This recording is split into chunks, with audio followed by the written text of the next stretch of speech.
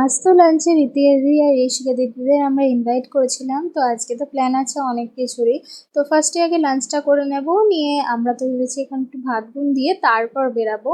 তো আজকে আমরা ডিসাইড করেছি আমাদের বাড়ির পাশে একটা ক্যাফেতে যাবো। বাট আমাদের রেডি হতে হতেই এত জোর বৃষ্টি চলে এসেছিলো, তো আমরা এখন বসে রয়েছি মন্দিরে।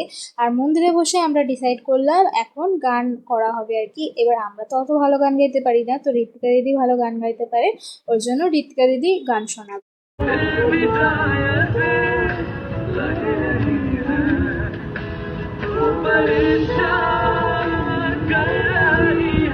গান শোনার পর তো এখন আমরা চলে এসেছি ক্যাফেতে। আর ক্যাফেতে এসে আজকে ভেবেছি আমি দুটো রিল শ্যুট করব, আর দুটোই কিন্তু আমার ইনস্টাগ্রামে পোস্ট করা আছে, তোমরা চাইলে একবার দেখে নিতে পারো।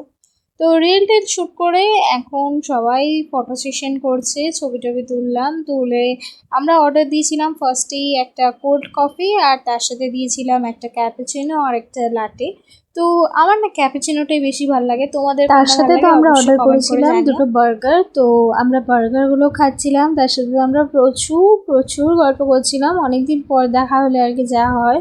তো তারপর অনেক রাতও হয়ে যাচ্ছিলো বলে তো ঋতিকা দিদি আর ঋষিকা দিদিরা বাড়ি যাবে এখন।